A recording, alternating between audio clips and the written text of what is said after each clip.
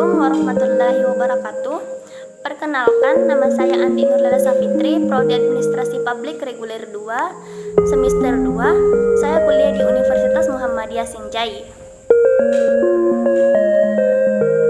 Pada kesempatan ini, saya akan membahas sedikit mengenai sistem ekonomi Indonesia.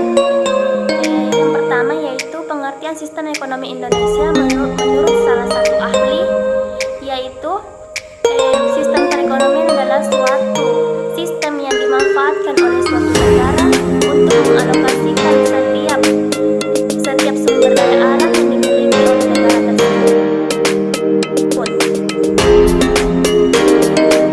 Di dalam negara Indonesia sendiri secara total tidak ada tempat perubahan sistem ekonomi dari masa pendudukan hingga sekarang. Berikut adalah sedikit penjelasan mengenai sejarah ekonomi Indonesia.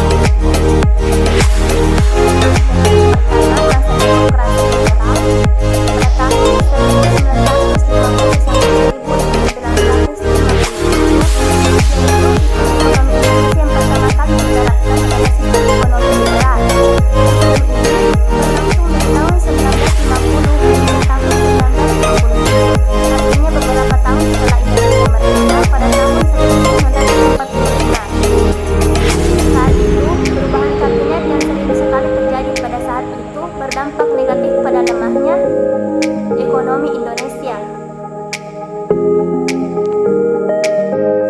Yang kedua, masa demokrasi terpimpin pada tahun 1959 sampai 1966. Pada masa demokrasi terpimpin, sistem ekonomi Indonesia mengalami perubahan dari yang awalnya ekonomi liberal berubah menjadi sistem ekonomi etatisme, di mana seluruh sistem ekonomi ini diatur dan dikuasai oleh pihak negara, baik itu dalam aspek ekonomi ataupun politik. Sistem ekonomi ini diputuskan oleh Presiden Soekarno di tahun 1949. Yang ketiga, masa demokrasi ekonomi pada tahun 1960 sampai 1998. Demokrasi ekonomi terjadi pada tahun 1967 hingga tahun 1998. Pada masa pemerintahan Orde Baru yang kala itu dipimpin oleh Bapak Soeharto. Pada masa ini sistem ekonomi Indonesia menganut sistem ekonomi campuran. Yang keempat, masa demokrasi Pancasila pada tahun 1998 sampai sekarang. Pada tahun 1998 hingga saat ini sistem ekonomi Indonesia menggunakan sistem ekonomi Pancasila. Sistem ekonomi ini adalah bentuk pengembangan dari sistem ekonomi campuran. Koperasi adalah satu wujud dari diterapkannya sistem ekonomi Pancasila yang berlandaskan pada pilar ekonomi kerakyatan yang berasaskan kekeluargaan. Selanjutnya, karakteristik sistem ekonomi Indonesia. Yang pertama, kegiatan ekonomi dilakukan adalah kegiatan bersama atau gotong royong yang lebih fokus dalam mengedepankan ekonomi kekeluargaan. Dan yang kedua, negara menguasai berbagai cabang produksi yang sifatnya strategis dan penting untuk banyak orang.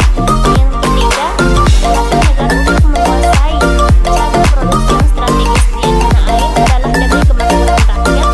Dan yang keempat, terdapat beberapa komponen sistem ekonomi campuran,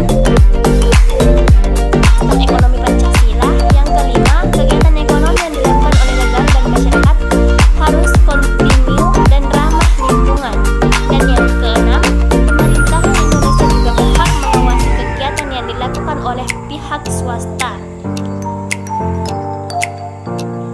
Dan adapun kesimpulan dari yang saya sampaikan tadi yaitu mengenai sistem ekonomi yang ada di Indonesia. Dengan ini diharapkan mengetahui bahwa sistem ekonomi Pancasila adalah sistem ekonomi yang saat ini masih diterapkan dan